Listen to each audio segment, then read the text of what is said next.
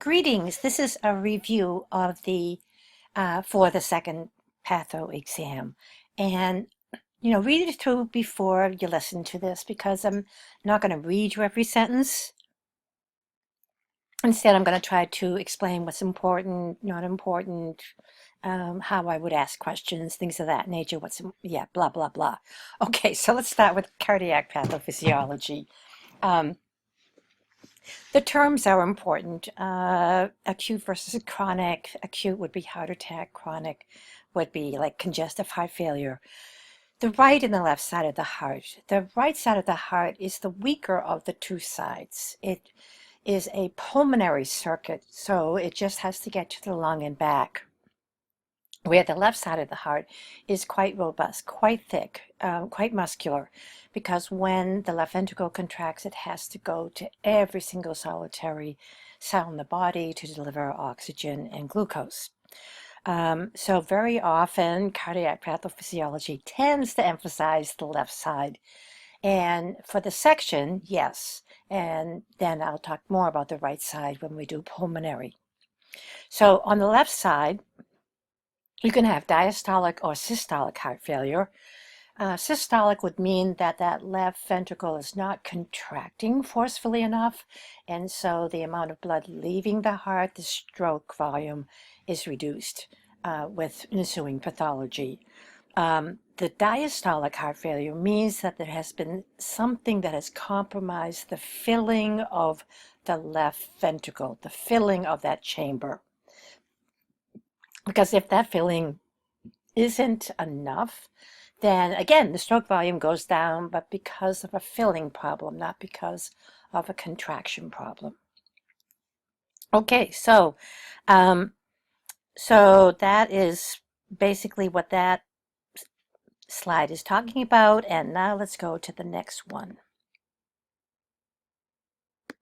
Okay, so the first patho is going to be pericarditis. The pericardium is a fluid-filled sac that envelops the heart, and it's there as a shock absorber. If the pericardium cells become inflamed, then inflammation brings edema. And that's going to build up between the two layers. And it's not going to push outward towards the lung, it's going to push inward towards the heart. And the heart actually does increase in size when there is diastole, the filling, and then of course it decreases in size in the systole or the contraction. So here's the problem. If your pericardium is starting to fill up with a lot of fluid, diastole is going to be extremely difficult on both sides of the heart. So pericarditis is going to affect both left and right side filling. Now, that can become life-threatening if the cardiac compression is too much. And that is called cardiac tamponade. It is a medical emergency because if the pericarditis, if the edema gets to be too great, then it can lead to the collapse of the right side of the heart. And it also can lead to the collapse of not only the right ventricle, but the vena cava. So that pulmonary circuit would just totally collapse and the person would die. So that is that's the explanation for pericarditis and what you need to know. Now, the cardiomyopathies are huge because, unfortunately, in the United States, heart failure, heart attack is one of the leading causes of death. So here you have your three cardiomyopathies, dilated, hypertrophic, and restrictive. Dilated is all about systolic failure on the left side, and hypertrophic and restrictive is all about diastolic failure on the left side. So dilated cardiomyopathy, aka congestive heart failure, is going to have any number of consequences. It's a chronic disease. It's a disease very often of the elderly as the heart ages. And as the heart ages, the muscle loses its robustness and it starts to not contract as forcefully enough Filling is fine. In fact, the filling, because of the fragility of the muscles, starts to bulge out like a balloon, and that's why they call it dilated. Anyhow, because it is progressive and because you are always having blood move through the cardiovascular system, then you're going to start to have things like backup. Stroke volume goes down because you're not pumping enough blood out into the systemic circulation. And then what's going to happen is the blood that is coming in through the pulmonary vein, there's nothing to stop it except for the fact that it has to then be pumped via the left ventricle into the aorta, and that's not happening. That's compromised. So you're going to have a backup, and it backs up into the pulmonary capillaries. And that means that the pressure increases. You start to get fluid leaving the pulmonary capillary going into the alveolar sac. The alveolar sac is just supposed to be about respiratory gases. So that will then cause pulmonary edema, make it very difficult for gas exchange, and so forth and so on. So you have that problem. So the pulmonary edema is a problem. This is a long-term situation. So arrhythmias and mitral valve incompetence is also going to become a problem. In addition, the blood that is stagnating in the left ventricle due to dilated cardiomyopathy is going to start to clot. So that would mean that the clot and the floating emboli as a result of that is going to increase the person's risk for stroke and heart attack. Next on the hit parade is hypertrophic cardiomyopathy, and this tends to be more of a problem with young men that are athletes. And whether it's due to the way the person's body handles testosterone, because testosterone does build up skeletal muscle in some young men, and also can increase cardiac muscle. And if that happens, then it means there's going to be a diastolic problem, not a systolic problem, a diastolic problem, because the muscle in the heart and the left ventricle are going to bulk up. And the way that it's going to bulk up is into that empty space of the left ventricle. The chamber of the left ventricle now becomes smaller and smaller, and so it can hold less and less blood in diastole, and that compromises the stroke volume. It also is going to have the same consequences long term, where the pulmonary edema is happening because you still are going to have fluid flow through the cardiovascular system, as well as arrhythmia and mitral valve incompetence. You won't have any clotting problems, however, but it could be the type of thing that a young man goes to sleep at night and doesn't wake up the next morning because the straw hit the proverbial camel's back and you had massive flooding of the pulmonary system and the person drowns in their sleep. Restrictive cardiomyopathy is another diastolic problem, but this problem has to do with a very rare disease. My example is going to be amyloidosis. Amyloidosis makes very brittle, very stiff proteins that start to infiltrate and replace the elastic fibers in the heart. So the part of the heart that needs to relax, and that's what happens in diastole, that gets compromised. The heart just cannot, it's so stiff. Systole is fine, diastole is not. It's very stiff, it won't relax, you won't get the filling. And so it's going to have the same type of problems that hypertrophic has. Namely, stroke volume goes down, you don't have a good diastole, you end up having the back up of the fluid into the pulmonary system, so you have pulmonary edema. And again, that can lead to arrhythmias and mitral valve prolapse. Okay, but again, no clotting. And so that is the cardiomyopathies. Onward we go. Valve dysfunction. I want you to know the two types of valve problems that can occur as a result of some sort of endocarditis, bacterial carditis. Um, and that happens when you have bacteria start to colonize on these valves, and the valves will be damaged. Either the valve will be stenotic, and that is valve stenosis, and that means that the valves are so stiff that they cannot close. And the mitral valve becomes one of the big problematic valves in stenosis. The other, also mitral valve problems, is going to be the regurgitation. Now, here the flaps come together and they shut, but they are not adhering to each other strongly. And that's because of the damage done by the bacterial colonization, inflammation, whatever. And so then, as soon as you start to build up pressure in that left ventricle, those valves come apart and you get that backflow. This obviously over a long period of time can cause a lot of problems if it becomes severe. So it means that the heart has to work harder, because it could be that a fair amount of blood is just regurgitating back, not going forward. And that person's body oxygenation can have a lot of problems, ischemia, hypoxia, blah, blah, blah. And eventually, as much as the heart would try to do hypertrophy, it will reach a tipping point where it cannot continue and perfuse the body adequately, and the tipping point would result in death if the valve cannot be replaced. The most common valve problem in the United States is mitral valve prolapse. So that's the only one I want you to know.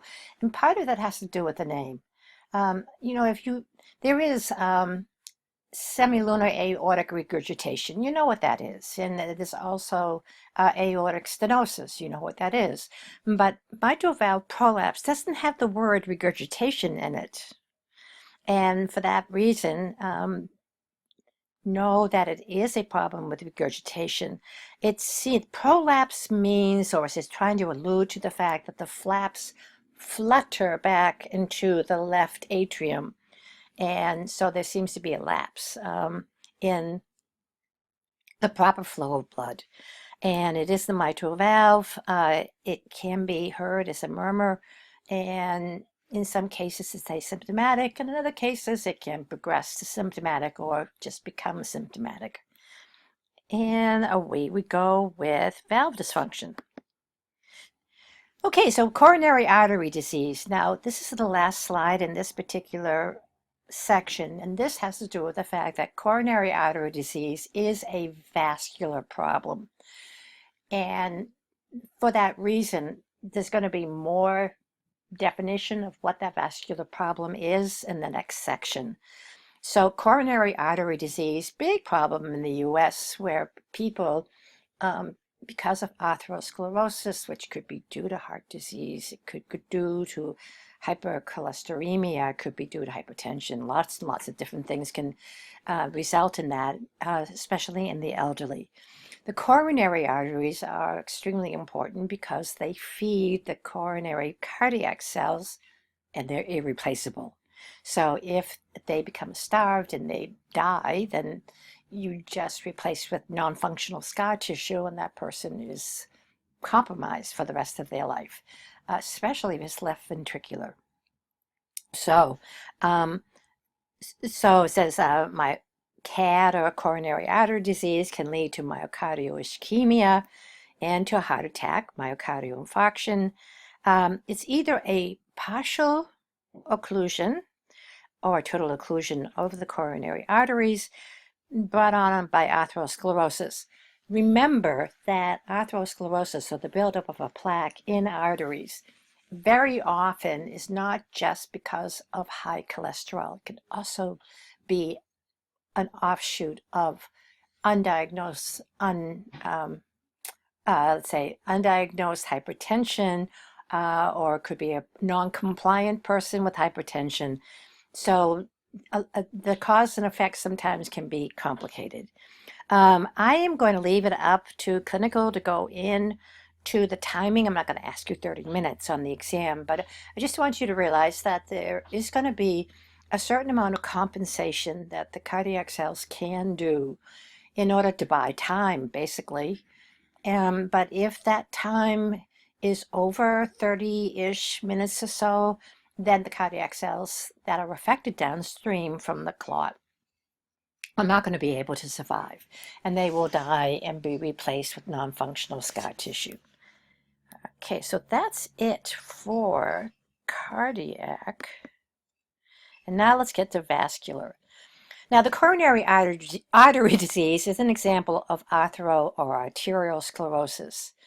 And your arteries are high pressure. Your arteries will control peripheral resistance by vasoconstriction and vasodilation. It will control mean arterial pressure along with the heart. So you definitely want to have the blood flowing through the arteries in an unobstructed way. So this tends to be a silent disease because the first two stages, the person is asymptomatic. And it's only towards the very, very end where things become critical in stage 3 and 4. So you can, because of hypertension or because of increased cholesterol, triglyceride, LDLs, have cholesterol start to deposit in the tears of the tunica intima. I am not going to ask you about how do the LDLs carry cholesterol different than the HDLs, and why high triglycerides is also not healthy. I'll leave that to nutrition and to clinical. But the collection of the cholesterol in those little tears in that tunica intima, it's going to start to build up. The other thing is that the body realizes that this is abnormal. It'll send rather large phagocytic macrophages to the area. Macrophages are not, however, designed to be able to tackle a lot of the cholesterol fat. So the macrophages that accumulate are going to start to change the way they look. And in the beginning, it'll seem like fatty streaks are forming inside the macrophage because cholesterol is white. And then it'll eventually form what is called foam cells, which means that the cholesterol is quite high inside that macrophage. Why that is important has to do with the fact that as this is occurring, the immune system is going to try to do other things to try to get rid of all that cholesterol, but it makes it worse, not better. Inflammation, inflammatory cytokines, signals, and all that other immune function is actually making the plaque grow quicker rather than less, and it is not getting rid of the problem of trying to not have the cholesterol be in the arterial system. Rather, it should be in your feces. Okay, anyhow, so hardening of the arteries is another term for it. And I have to get back on that page. There we go. It's silent because you can have a lot of compensation go on, especially if you're young. But as you get older and the plaque gets larger, you'll get to a point of no return, unless there is medical intervention. Okay, so these are some of the things that will happen, and I'll get into these when we get into the first, second, third, fourth stage. We'll be talking about stable plaques, unstable plaques, fibrous caps, the whole thing about blood clots. Blood clot is supposed to be stemming the flow of blood from a blood vessel, like an artery, arterial. If a blood clot forms in an artery that is unbroken, we call it a thrombus. And if the thrombus starts to break apart and form tiny blood clots that can then move into the circulation, we call them thromboembolisms. A coronary occlusion means that no blood is flowing by that clot. Um, the thing about the platelet, clots have two major phases. A clot, the platelets first start to accumulate whenever collagen is revealed, and that is only revealed under pathological conditions in this case. Then once you form the platelet plug, there'll be a number of other factors that will then start a fibrin blood clot. And that is an extremely good way of stopping the flow of blood, but it's also is a very powerful way of stopping flow in a pathological way when you're talking about the heart and coronary arteries. If you completely close that artery, you can, it's also called stenosis, the reduced flow, ischemia, and the lack of oxygen, which could result in death, is hypoxia. So on the next slide, we have the 4 stages. Know what happens in these 4 stages? On the exam, I would say stage 1, damage to tunica intima, stage 2, fatty streak formation, etc. What do I want you to know? The first 2 stages are asymptomatic, the last 2 stages are symptomatic. The way that you start to build up a plaque is you first have to have some damage to that inner membrane coming in contact with the blood, the tunica intima. That tends to be because as people age, everything else ages. So when you have the tunica intima have a tear, that's going to allow for the infiltration of cholesterol and inflammatory macrophages. As it builds up, you're into stage 2, but the blood is still flowing by. So that's the other reason why it's still asymptomatic, but it's getting bigger. So you have fatty streak formation, more inflammation, more cholesterol deposition. The macrophages cannot process all of that cholesterol, so they look like they have fatty streaks in it. Stage 3 and 4 are symptomatic, and they can be within days, months, weeks of each other.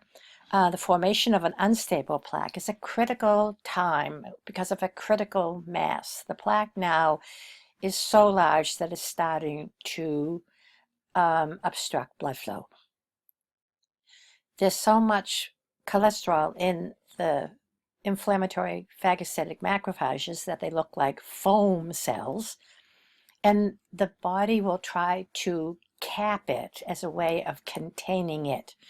And they'll put a little cap of fibrin protein, fibrous cap is called, and this fibrous cap is kind of like trying to put something on top of a volcano before it erupts. Which brings us to the eruption, which is stage 4. So when that happens and you no longer can contain everything, there will be the plaque rupturing, and then the collagen becomes exposed because of the rupturing. And that will start the platelets, and then eventually the fibrin blood clot. And that will occlude the flow of blood. In addition, to make things even worse, very often, because you're still having blood trying to break through, you're going to have some microemboli become dislodged, and that can further the problems as far as coronary circulation, circulation to the brain, etc. And I think that's the main things. Again, when you're going through this, things that are in bold or underlined, or that they tend to be critical. So as long as this is making sense to you, we're off and away to our next adventure. And this is deep vein thrombosis.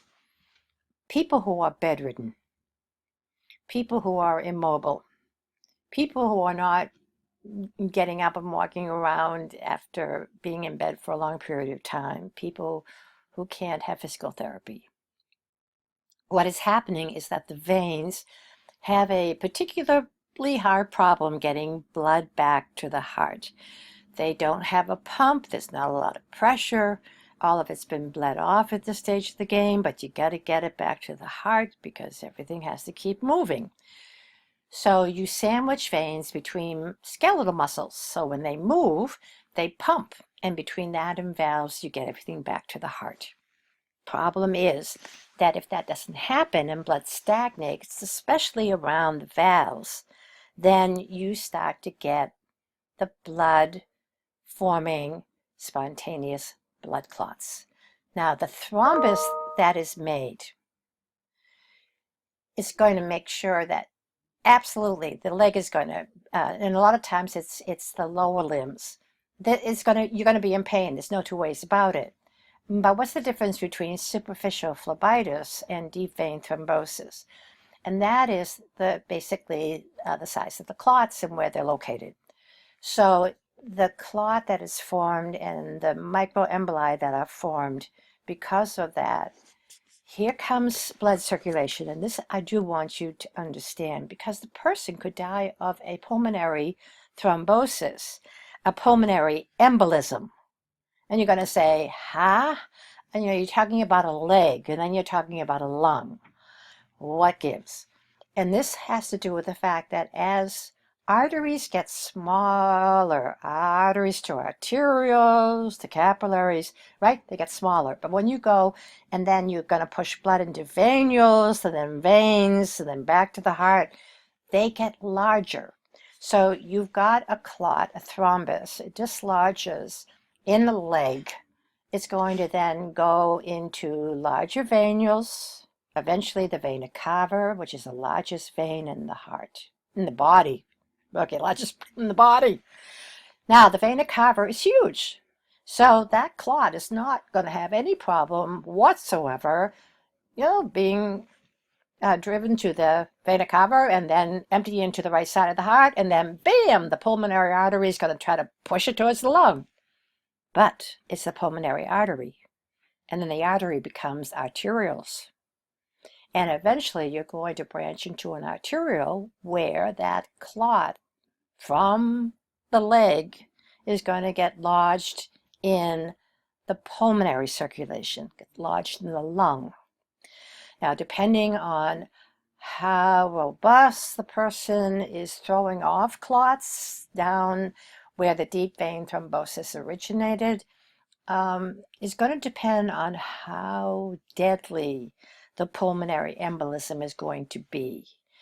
If you don't get the person treated and give them blood thinners and things of that nature, it is more than possible for the lung to have enough occlusions by that pulmonary embolism spreading that they die. So that is the problem with deep vein thrombosis. And then it brings us to aneurysms. Over a period of time, artery walls can start to weaken. They can start to weaken because of hypertension and blah, blah, blah, blah, blah. So let's pick on hypertension.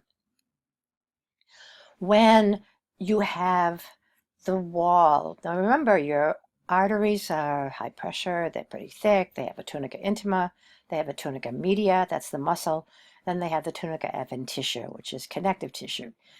That media and connective tissue can start to break down, bulge out, and obviously if it bursts, depending on how big that artery is, that person could bleed to death very quickly. The other is aortic dissection. And the aortic dissection means that in that aortic arch, you have a pulling away of the tunica intima from the tunica media due to the damage, and that creates a false blood channel. The blood flowing in it could press against the media and the adventitia, lead to an aneurysm that bursts, and the person then very quickly bleeds out. It could also be such that the stagnation of blood in there is going to form a clot. And so the thrombus could also kill the person. Either way, it's a medical emergency, as is aortic aneurysms. Abdominal aortic aneurysms very often don't have any signs and symptoms, and then it happens to a person, they bleed out very quickly. So both of those, I do want you to know, the aortic aneurysm and the aortic dissection with its false channel. Okay, hypertension. So what should happen in your arteries especially, because when you're talking hypertension, you're talking about peripheral resistance, you're talking about arteries, and you are talking about the breakdown of that muscle, because you control arteries through vasoconstriction, you control arteries through vasodilation. You have sensory neurons that sense blood pressure 24/7, informs the medulla oblongata, and then you have sympathetic nerves that will either fire for constriction, fire less for dilation, and so forth and so on. However, if you cannot get the blood vessels to relax totally, so the diastole is compromised, or that the systole is like over the top and they're just constricting too forcefully, then over a period of time, again, a silent disease, where everything seems to be fine until that elastic-like artery is going to break. So over time, in the weakening of the arteries, that's going to be the tunica intima, the tunica media especially. You can have damage to sections of that tunica intima that lead to plaque formation. The increased peripheral resistance due to vasoconstriction can make the heart work harder, and that is going to end up causing hypertrophy. And then you know what happens with hypertrophy. You're not going to be able to get a good diastolic filling. And the weakened artery walls, lastly, can lead to aneurysms, which can rupture. So those are the big three things that are pathological consequences of hypertension. Okay, so that's it for cardiac. Let's do nervous system. The nervous system is going to be more spit back than it's going to be trying to apply your knowledge. And that also goes with gastrointestinal. So I might say with multiple sclerosis, I want you to know it's an autoimmune disease. You start to have the immune system attack the myelin, and myelin is needed in order to quickly conduct nerve impulses. And demyelination can totally then pull those nerve tracts off sync, and then symptoms can occur. I don't need you to know the types of MS or anything like that, but more the reason for it is an autoimmune response. Terribly abnormal. You should never attack the myelin that is surrounding your white matter neurons, but it does happen with MS. So the T cells are going to cause enough of an inflammatory reaction to scar that neuron, demyelinate that neuron, and then it comes the loss of a certain function. It depends on how the inflammation goes, where it goes in the brain, etc., but I'll leave that up to clinical. Meningitis. Meningitis, I would say, is something that you'd see more in a pediatric population, probably because of bacterial infection. You have a blood-brain barrier, and the blood-brain barrier is there to make awfully sure that pathogens do not violate or get past that barrier, because the brain and inflammation are not friends. You don't want inflammation in the brain under any circumstances, because inflammation carries swelling, carries edema, no two ways about it. And you have a skull that's very hard. So as the brain starts to swell, it's going to not, collapse the skull or break through the skull. It's going to go inwards, and that the inflammation then is going to start to kill off neurons. and so forth and so on. So meningitis is a particular type of inflammation of the covering of the brain, the meninges. I don't need you to know the 3 layers of the meninges. I do need you to know that the problem with that, having a pathogen started an inflammatory response in the meninges of the brain, is you're going to get inflammation, and then that's going to be edema, and then that's going to start to push on the brain and start to destroy the brain. So the pathophysiology is the pathogen violating the blood-brain barrier, and then you have that response. The immune system is trying to help, but it's going to kill the person in the meantime or damage their brain in the meantime. Water on the brain is called hydroencephalus, and it increases intracranial pressure, and that can be a killer. So that is the reason why it needs to be caught in time, treated in time, and that is meningitis, and what I'd like you to know. Parkinson's is an example of a disease of the elderly, and we don't know the causative agent, but we do know that the brain, as well as its electrical activity, makes neurotransmitters. That's their chemical activity. In the part of the brain that controls muscle movement, and there are various parts of the brain that control that, but one part that gets attacked in Parkinson's is called the extrapyramidal system in the brain. All right, so what you're going to find in the extrapyramidal system in the brain are 2 types of neurons: dopamine neurons and acetylcholine neurons. And here we go: acetylcholine, excitatory, dopamine, inhibitory. So the reason why you can pick up something and move it is that you have the 2 of them that are preventing tremors. It sounds odd that you're going to have that inhibitory, excitatory thing going on and that prevents tremors, but it does. So when you have a disease like Parkinson's that starts to damage the dopamine neurons such that they stop making enough dopamine, or eventually the nerves die and obviously no dopamine, then you just have acetylcholine, you just have excitation. That's what causes the tremors. You don't have anything to dampen that excitation. And that's what I would like to emphasize in here. We don't know exactly what happens, the initial event, and we don't have any way of stopping the progression. So that's the reason why posture, voluntary motor movements start to become jerky and uncoordinated, and there are tremors. And that all has to do with the fact that you have in that area of the substantia nigra the dopamine producing neurons and the acetylcholine producing neurons be equal. And I'd love to tell you that neurons can switch roles, but they cannot. So if you kill off a dopamine producing neurons, you've lost it forever. So that is what causes the pathology of the disease.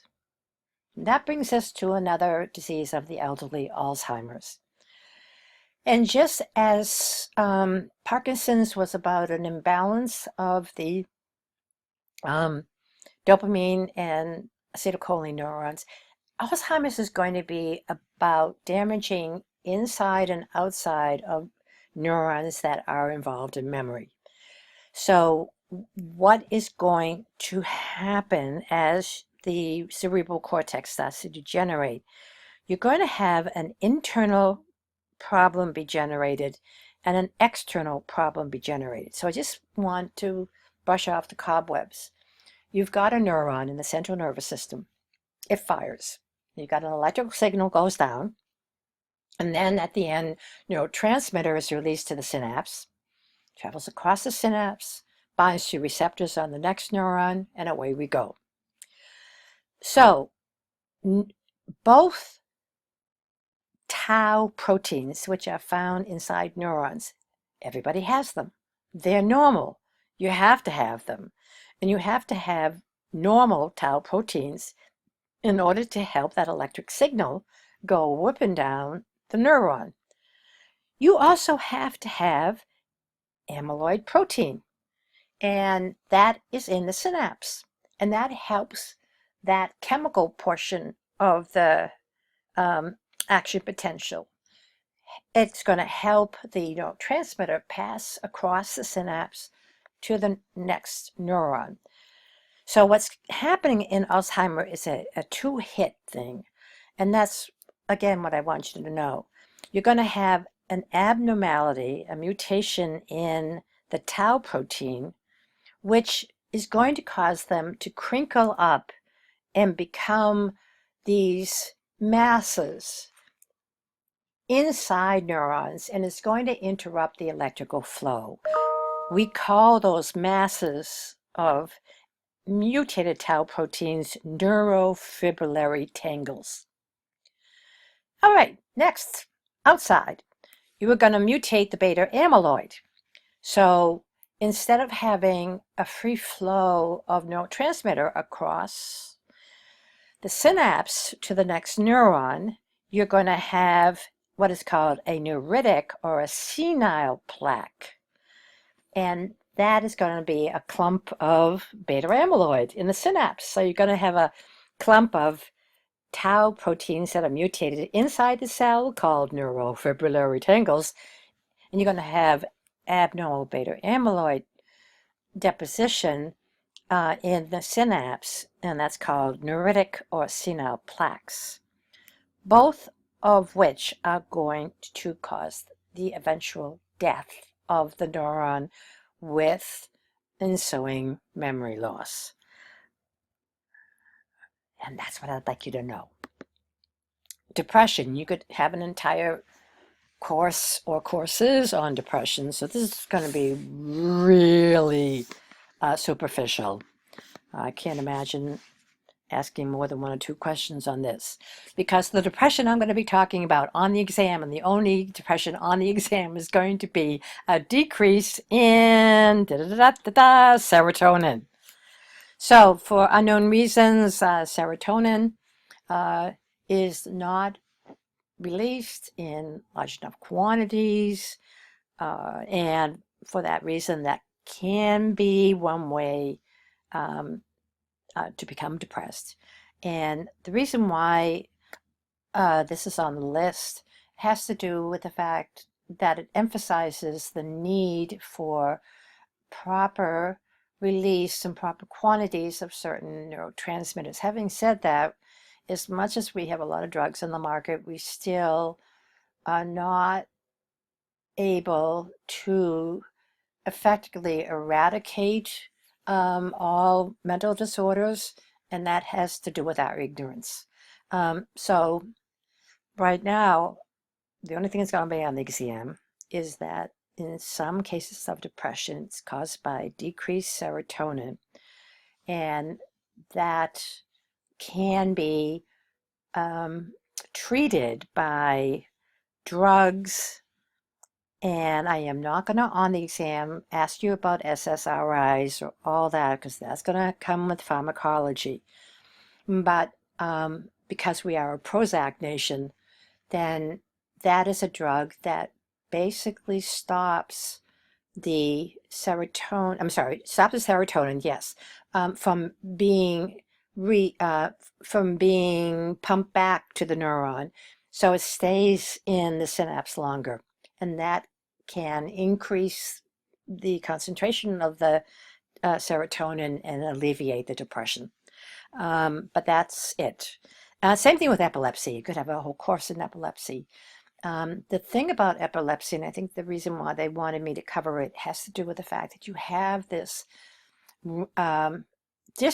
electrical discharge, that is disruptive towards the function of the brain. Again, we're not sure of all the causes of epilepsy. We certainly know that it is not uncommon in a pediatric population to have some children develop this. The symptoms are going to depend on where in the brain and how much disruption by electrical discharge uh, is is causing the symptoms. So yes, you could have a petite mal, you could have a grand mal, but what I want you to know, and this will be like one question on the exam, um, this is going to sound odd because you're going to say, oh, my brain is synchronous. Actually, your brain is the least synchronous organ in your body, and that's the way you want it. I'm not going to ask you this, but the reason why you don't want your brain to be synchronous is that it would, if you had a problem, it would go to one solution and one solution only. That's the bad part of synchronicity in the brain. You basically, and again, the time scale in the brain, microseconds. Our time scale is seconds. So when you've got a lot of microseconds, then you have a problem. You look at the problem, and believe it or not, in those microseconds, you have your brain doing all this asynchronous, trying to find all these solutions. And yes, you are going to have to zero in on a couple of them. You can't do all of them. But that asynchrony is what allows you to do that. So when a person has an epileptic fit, then what is happening, whether it's petit or grand mal, you're going to have this burst of synchronicity in the brain. And that can lead to all kinds of symptoms and pathologies because depending on where it is, you are making the brain operate opposite what it wants to operate. It wants to operate asynchronously. It wants to have so many solutions at its fingertip. And now through this electrical discharge, synchronous electrical discharge, everything is disrupted. So that's it for epilepsy. All right, we're on to the next wild adventure, pulmonary pathophysiology. So now we get to the lung. And of course, the heart and the lung are operating together because the right side is going to take all that deoxygenated high CO2 blood from the vena cava, push it into the pulmonary artery. It's going to branch into arterioles till you get to a pulmonary capillary. And then due to the fact that gas will travel high to low pressure, then the CO2 will leave the pulmonary capillary, go into the alveolar air sac, and then there's going to be that exchange of CO2 and then oxygen.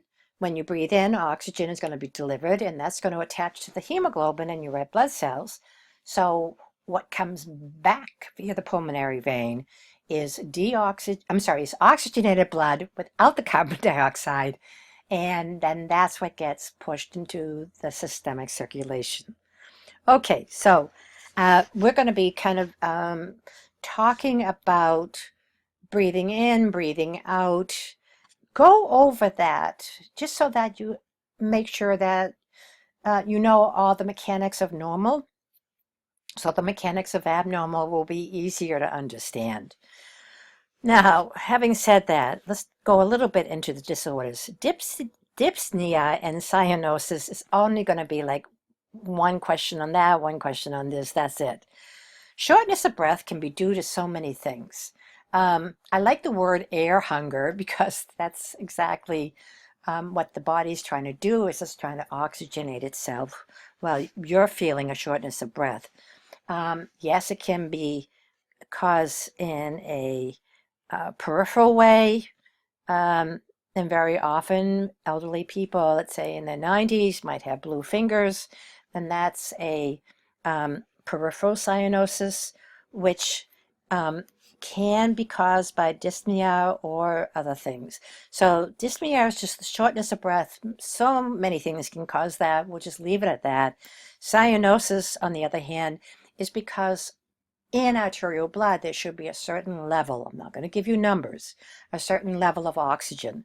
When that oxygen level goes down, you can either have the bluish fingers with the peripheral cyanosis or the blue lips, which would indicate a more dangerous cyanosis, which would be, let's say, choking to death. That certainly could bring about central cyanosis, and so forth and so on. Okay, so respiratory failure. The rest of the lecture is on respiratory failure, which is also, especially the COPDs, big problem in the US. There are two types of respiratory failure, two patterns of respiratory failure. The first is hypoxic, and the second is hypoxic hypercapnic. The example on the exam is going to be ARDS for the hypoxic, and just about everything else for the hypoxic hypercapnic. So that's going to be COPD, tuberculosis, cystic fibrosis. Try again. Why am I blanking on this? Bacterial pneumonia, viral pneumonia, and things of that nature. So what's going to happen is if you start to have problems with pushing O2 in and CO2 out, that's going to be your hypoxic hypercapnic pattern. If you just have problems getting oxygen in, but CO2 can be released fine, then that's hypoxic respiratory failure, the first pattern.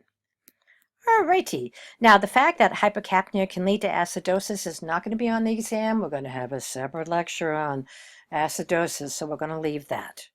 So let's whip right along. The pattern of hypoxic only is in ARDS. So that I know I will ask you.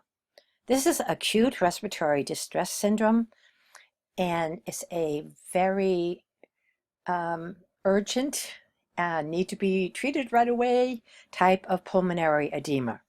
The example I'm going to use on the exam is if a person aspirates vomit. So, and I use that because that's something, working in an area where, college students come back, or they first attend college and drink too much, and then they're in the emergency room. And, aspiration of vomit is something that can happen when the normal reflexes become dulled due to alcohol poisoning. So that's going to be my example on the exam. Now, when that happens, when they aspirate vomit, you're going to have it fill the alveolar sacs. The alveolar sacs should just be about gases. It just should be oxygen gas, CO2 gas, no water. So what happens when that happens, all the inflammation that's going to happen because you've just inhaled vomit, but you've got two gases. You've got the CO2 trying to get out in exhalation, and you got the O2 trying to come in inhalation. Exhalation is not going to be a problem. CO2 can bubble through anything. Maybe not mucus, but it can bubble through vomit, that's for sure. So the CO2 gas, which is equally dissolvable in air and water, can bubble through the vomit and you can exhale. Inhalation of oxygen, really problematic. Oxygen does not dissolve in water. And there are no red blood cells and there's no hemoglobin in the vomit. So you're out of luck. That means that person very quickly becomes hypoxic. And without oxygen, then the brain can readily be depleted in oxygen and the person can readily go into a coma and die. So that is kind of the highlight of the acute respiratory distress syndrome. All of the COPDs. Now, some of the books would say asthma is not a COPD. It's just going to be chronic bronchitis and emphysema. On the exam, I would use specific examples. I would say most books that I read put asthma in with the COPDs. That's not going to be on the exam. Okay, so we've got our chronic obstructive pulmonary diseases. Whether a person is in an asthmatic attack, that they are in the throes of chronic bronchitis, or in the throes of progressive emphysema, they're having problems both inhaling and exhaling. You have, when you want to inhale, you want to ventilate, you have to have the bronchi and bronchioles, which have smooth muscle, be wide open. And that is going to allow the free movement of air in to deliver oxygen and the free movement of air out to get rid of the CO2 waste product. If you have bronchoconstriction or problems with the integrity of the alveolar sacs, you are not going to inhale or exhale properly. And you will have the second pattern of respiratory failure, the hypoxic hypercapnic. Because you're not going to be able to oxygenate, and that has to do with the bronchoconstriction. You're not going to be able to exhale because of bronchoconstriction, and that produces a double whammy. You've got too much CO2 buildup in arterial blood and not enough oxygen in arterial blood. And that is the generalized explanation for the COPDs. Asthma, it's a type of allergic reaction. So you have IgE, you have mast cells, you have histamine. You've already learned about that. The thing is that you have some sort of asthmatic trigger that then, because of the IgE and the histamine, blah, blah, blah, blah, blah, you're going to have inflammation, bronchospasm, bronchoconstriction, increased mucus production by goblet cells that are in the lung, inflammation, edema. What I do want you to know are these two. Asthma is noted, and the pharmacology is going to address this. It's not just histamine as your inflammatory agent. The other inflammatory agent has to be addressed as well, and that's leukotrienes. You haven't heard about leukotrienes yet as far as Patho goes. Now you're going to hear about them. They work with the histamine and other types of inflammatory molecules like prostaglandins to cause this generalized bronchoconstriction. You can have that bronchoconstrict the large, the small, everything in between, and then the asthmatic quite literally cannot take a breath in, cannot exhale. And that's the reason why, besides trying to avoid the trigger, when you take pharm, they'll be taking antihistamines and anti-leukotrienes. Now, chronic bronchitis is a smoker problem. A long-term smoker, if they get cases of bronchitis over a certain period in a year, are said to be chronic. And it's due to smoking. In this case, long-term smoking is modifying the bronchiole so that you get a straw that breaks the camel's back. And eventually, because you don't have the ability to clear the airway, which is something that you learned about the metaplasia back in the first exam, you don't have a way to just get rid of all of those pathogens that are carried on dust particles, because they now have cells that no longer have flagella and can do this. They accumulate mucus, which is a breeding ground for bacteria. So eventually you get the straw that hits the camel's back, even with a smoker's cough, and you've got an infection. And you can certainly put the person on antibiotics, but what brings them to you is that infection is going to start inflammation. Now it's just going to be histamine, but histamine is a very powerful inflammatory agent. And again, they're going to experience that bronchoconstriction. It's going to be difficult to breathe in, breathe out. They're also going to have the goblet cells up their mucus. And so they're going to have signs and symptoms similar to asthmatics, but different cause. And then we get to emphysema. Now, emphysema is also caused by long-term smoking, but it's a very different pathology. So know the difference between the pathology or the pathophysiology of emphysema versus chronic bronchitis. What is going to occur in emphysema is there are going to be, everybody has macrophages in their alveolar sacs. That's a good thing. Everybody has them. They're supposed to get rid of any pathogen that just happens to get down that far, so you don't get pneumonia. Problem is that the chemicals in the smoke over a long period of time will remodel those macrophages, and they suddenly start to spew forth these degradative proteolytic enzymes that start to destroy the elastic fibers in the lung. And remember that exhalation is going to rely on an elastic recoil. And if you don't have elasticity, you can't have an elastic recoil, and forget about exhaling properly. You also, but as you start to destroy, because all of this is going on in the alveolar sac, it says the alveolar sacs start to have their elastic tissue destroyed, and the lung have the elastic tissue destroyed. You can also start to destroy the alveolar sac itself. And that means no gas exchange. So this terrible, progressive, chronic disease only has one outcome. And the problem, even with quitting smoking, is if the person has started down the pathway of emphysema, you can slow it down, but you're not going to stop it. So you're going to have the destruction, permanent destruction of the alveolar sacs. You're going to have the loss of elasticity. It's going to be difficult to oxygenate. It's going to be difficult to get rid of the CO2. And all of that is going to cause type 2 hypercapnic, hypoxic respiratory failure. Okay, so this is the part that I definitely want you to know, because it's a link between a pulmonary disease and a cardiac disease.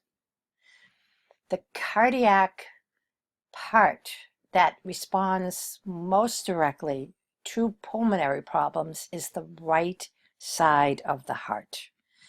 That has to do with the fact that the right side pumps blood to the lung via the pulmonary artery. The right side of the heart is weaker than the left side. So this is a progression, and I'm going to use emphysema because it's right up here. You have ventilation, the amount of air in and out. You have perfusion, the amount of blood that gets in the pulmonary capillary, out of the pulmonary capillary. The amount of air going in, the amount of blood going through should equal each other. So in other words, for each oxygen in, there should be a CO2 out. Therefore, ventilation should equal perfusion. In pathology, the body's going to try to do it anyways, even though making those two parameters equal could lead to the death of the person. So what is going to happen with a person with emphysema? They are going to reach a point where their ventilation is pathologically low. The body will go, oh my God, low ventilation, let's do low perfusion, because they have to match. The way that they do that is to cause vasoconstriction of the pulmonary arteries and arterioles. That will cut off blood flow, reduce it, so that the reduced ventilation equals reduced perfusion. This is a chronic disease. So it means that you are chronically causing vasoconstriction of just the pulmonary arteries. That will cause pulmonary hypertension. And that pulmonary hypertension is going to have an effect on the right ventricle especially. Right ventricle goes, it's harder for me to push blood into that system. I'm going to bulk up. I'm going to do hypertrophy. And you realize that hypertrophy is going to make the matters worse, not better. And that then, when you have the remodeling of that right ventricle to show that hypertrophy, that's called cor pulmonale. And if it cannot be stopped, you will have the collapse of the right side of the heart, right-sided heart failure. All right, so pneumonia. The big thing I want you to realize about pneumonia is the difference between bacterial and viral. That's the only two I'm going to cover. There's only going to be like one question on each. Both have pulmonary edema because for whatever reason, the pathogen gets down to that lower respiratory area and starts to cause inflammation. Bacterial means that you get the bacteria in the alveolar sac. That's going to activate the macrophages. They're going to start inflammation. That's going to cause edema. You got pulmonary edema. Viral pneumonia is a virus that has to enter a cell in order to replicate. So it actually will enter the little bronchial cells that are feeding air to the alveolar sac. That's what becomes infected by the virus. It's not the alveolar itself, but the bronchial cells above it. And then as the virus starts to grow and multiply, that's going to cause inflammation. And then the water will, due to gravity, come down to the alveolar sac and cause, again, pulmonary edema. TB, okay. Tuberculosis is caused by a very unusual microbe called Mycobacterium tuberculosis. I don't need you to know that's gram-positive and slow growing, but I do need you to know the difference between an initial infection versus reactivation. The initial infection, you could be next to a person who had TB. They sneezed in your face. The tubercle bacilli got into your lungs, and it started to try to get a foothold in your lung. What the body's immune system first does is to take cytotoxic T lymphocytes, these killer cells, and to go and to see T cytotoxic cells can end up going and getting a full inflammatory response, which includes phagocytosis and so forth and so on. And it's extremely effective at curbing the spread of TB. As long as a person has a healthy immune system, that's it. In fact, what happens is that the immune system will wall off, WALLOFF, wall off these slow-growing tubercle bacilli, Mycobacterium tuberculosis, and form a tubercle, also called a granuloma. And the whole idea is that the intent of the immune system is to starve off the Mycobacterium tuberculosis because the tubercle has no blood supply. That would be a very smart move, except for the fact that the TB bacilli can go into suspended animation. Now, if your immune system is healthy and you have a good, robust immune system for the rest of your life, that's it. You do not have reactivation. If you are an AIDS patient, however, then you can get reactivation.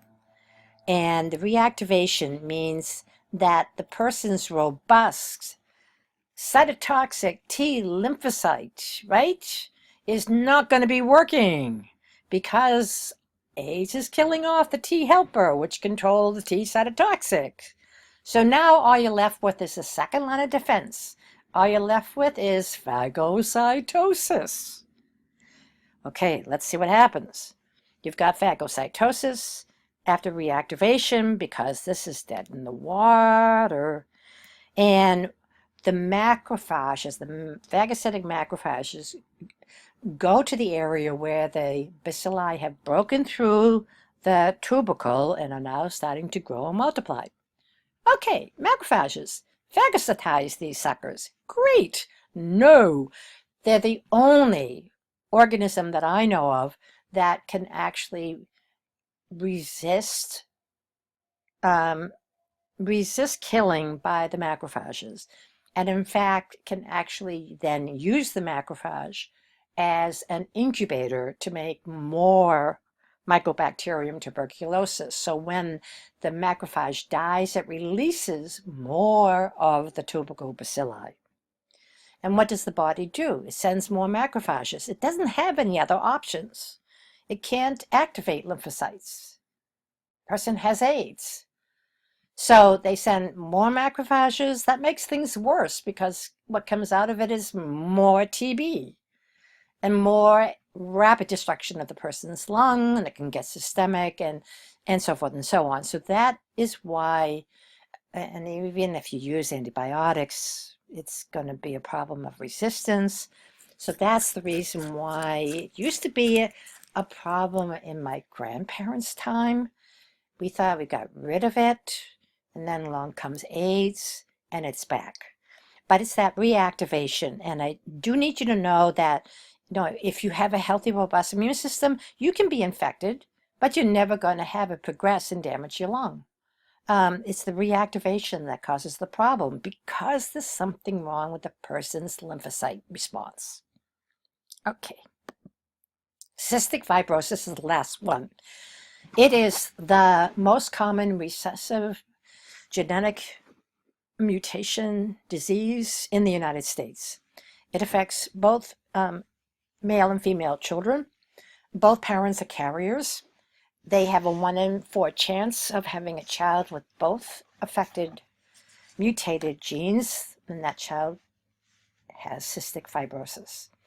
It's a problem with cells that produce mucus. So they will have, and this is not going to be on the exam, but mucus is important in digestion, it's important in breathing, and it's important in reproduction. To have your reproductive tubes filled with mucus makes you sterile, but it doesn't kill you. To have your pancreatic duct filled with mucus means you have to take enzymes at each meal, but it's not going to kill you. Having mucus build up in your bronchi and bronchiole will eventually kill you. Mucus becomes a breeding ground of bacteria. Children that have this have to have the mucus thumped out of them as much as possible every single solitary day, 24/7. Pneumonia becomes something that is going to come back over and over and over again. Right now, we don't have any way of curing the mutation. And what it comes down to is, of course, this gene is the name from hell. I'm going to call it on the exam the chloride ion channel, but it's called the CFTR gene that's mutated. And it's a cystic fibrosis transmembrane conductance regulator gene. Hey! But the chloride ion, you have chloride, sodium chloride, potassium chloride, and you should have a balance of these salts in and out of cells. And you and I do. People with cystic fibrosis don't. And so the chloride means that the easy flow of salts in and out to balance water, which is absolutely a small amount of water is needed in order to have compliance of the lung and have them move with the muscles of the rib and diaphragm. So you have to have some, but if you don't have enough, then everything becomes sticky, mucousy, very difficult for inhalation, exhalation, and just such a breeding ground for bacteria. So that is the problem and the pathology and the pathophysiology of cystic fibrosis. And I have one more to go. We can get through this because it's again going to just be much more spit back, superficial. And so we have cirrhosis as that first one. So with a GI patho, we're going to do things like the pancreas with pancreatitis, liver with cirrhosis and hepatitis C. We're going to have problems with heartburn, where you have a problem with an esophageal sphincter. You're going to have an ulcer, like a peptic ulcer. And then, of course, you're going to have problems with your small intestine, and that's going to be a Crohn's disease and your idiopathic ulcerative colitis. Okay, so let's start with cirrhosis. Very often, cirrhosis is long-term drinking, and the alcohol over a period of time is going to have a switch in your hepatocytes, your liver cells, from making a lot of metabolic enzymes to making fat. So the fat is non-functional, and you're going to fat production rather than metabolic enzyme function, which can lead to a failure in the liver, which is like metabolic central. It does 500 different metabolic things. So when you start to switch those because of chronic alcohol, so that within the cells, the metabolism goes from making metabolic enzymes, so they can do their 500 metabolic miracles, to fat, that's when you compromise the liver's function. Okay, other things that can happen with cirrhosis.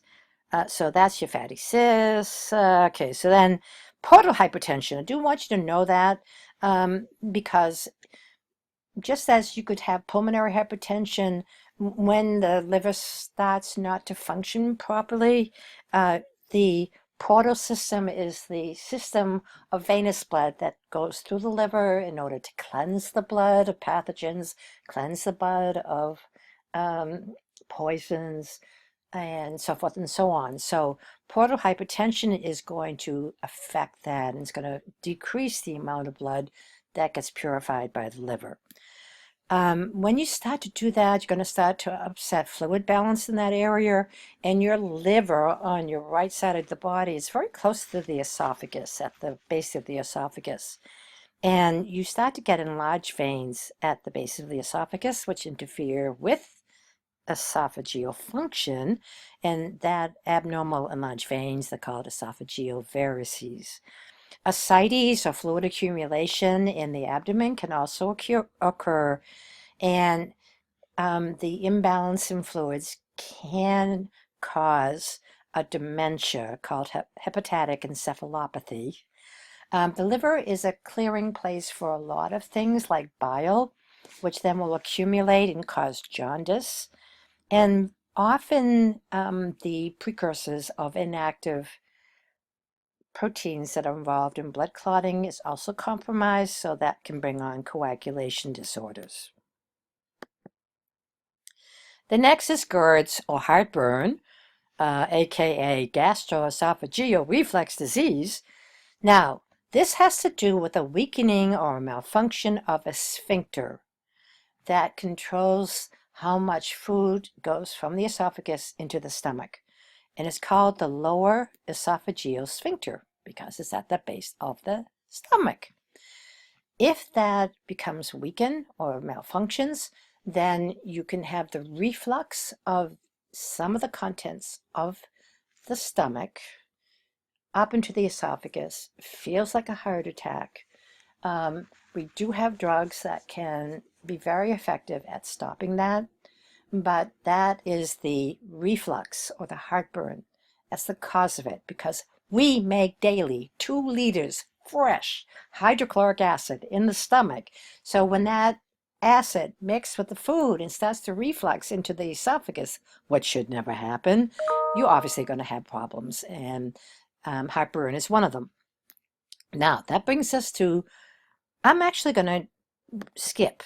I'm going to do peptic ulcer first. Okay, so since we're in the stomach. So peptic ulcers were always blamed on food, nerves, worry, and now we realize it's to do with bacteria, Helicobacter pylori. Now, no one ever thought that bacteria could grow in a stomach, and this is what I do want you to know for the pathophysiology. It's a really good chemist. Helicobacter pylori can grow at the fringes of the lining of the stomach because it neutralizes that hydrochloric acid with sodium hydroxide.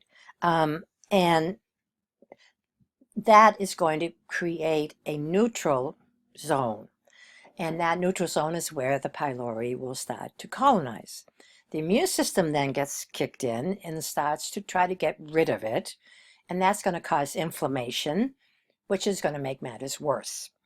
So the interesting, I'm sorry, I said sodium hydroxide. It's alkaline ammonia. I'm not going to ask you that, but I thought, oh God, I just said something wrong. It's alkaline ammonia that's going to come in contact with acidic hydrochloric acid and make a neutral environment. There we go. But because of the fact that they have figured out how to survive and colonize in the stomach, the immune system will try to get rid of it. It'll start inflammation, and that's the ulcer. So now, when people have peptic ulcers or even duodenal ulcers, they can test for Helicobacter. If it's there, they will be on a course of antibiotics, as well as something like Tagamet to, bring down the acid. And that is how and why peptic ulcers are treated the way they are, because the pathophysiology is the Helicobacter pylori bacteria. Okay, so now what I'd like to do is get into the small intestines. And I went the wrong way, sorry. You got Crohn's disease. That's going to be small intestine, where all of the food monomers get absorbed into the blood and feed the rest of the cells of the body, and idiopathic ulcerative colitis. Crohn's is named after the physician who described it. What do I want you to know? I want you to know that it causes inflammation, and this inflammatory bowel disease, and I said small intestine, again, smack me, large intestine. So it's an inflammatory bowel. Bowel means large intestine disease. Anywhere in the intestine. Now, it's going to mainly be in the large intestine. It can affect the small intestine, but the majority of cases are the large intestine.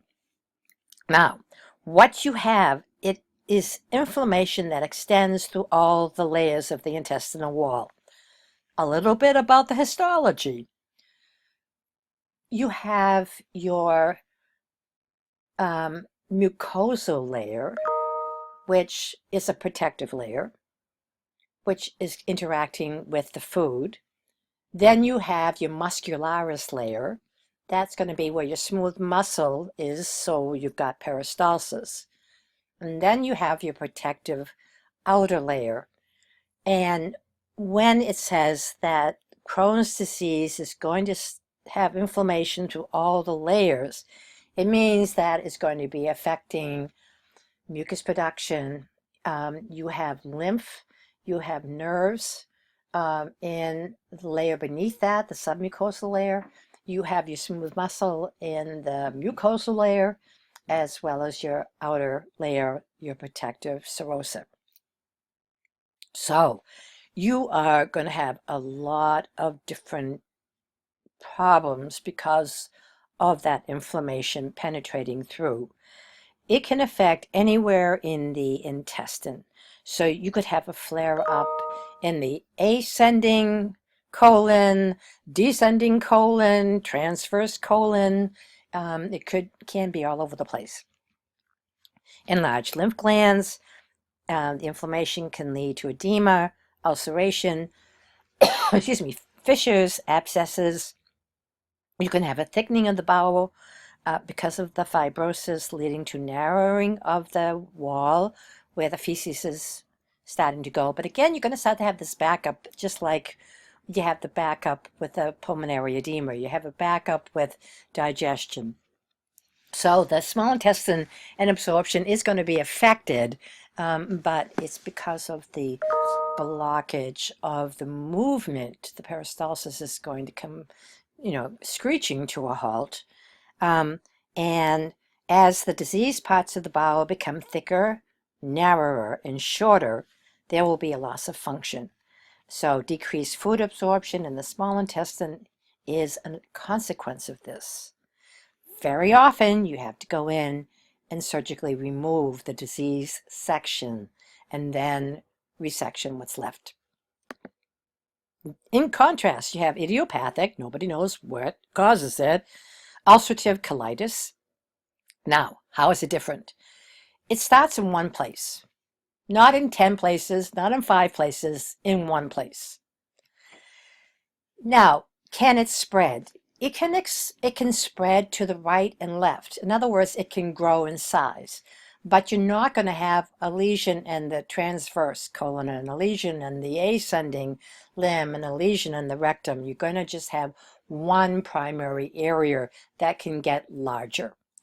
The other thing is that it just affects the mucosal lining and doesn't extend. Does that make it less dangerous? Nope.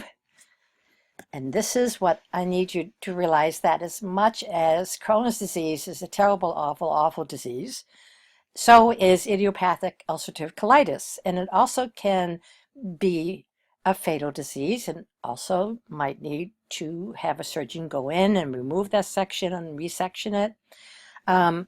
Because here's the thing, below the mucosal lining is your blood vessels and then your muscles. Now here's the real deal. Your colon is filled with coliform bacteria like E. coli, like Proteus, and that's fine for it to be in that area.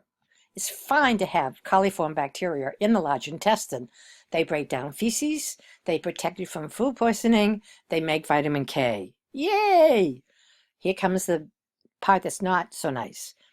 It's always supposed to stay in the colon. If, on the other hand, you have bacteria leaking into your cardiovascular system, then that person's going to die of septicemia in no time flat.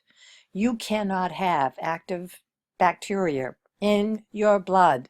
No, it'll spread everywhere.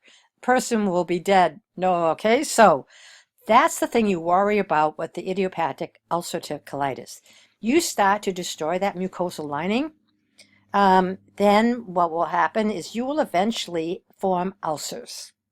Yes, there's going to be inflammation. Yes, there's going to be edema. Yes, there's going to be pain and all of that.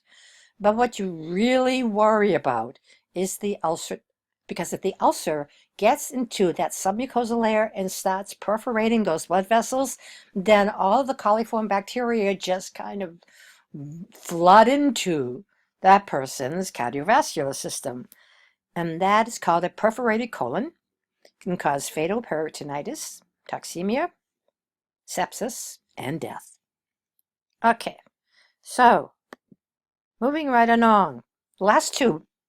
The only thing I want you to know about hepatitis C, the silent disease of my generation, is that it can cause liver cancer. Not in all cases, but liver cancer is what they worry about.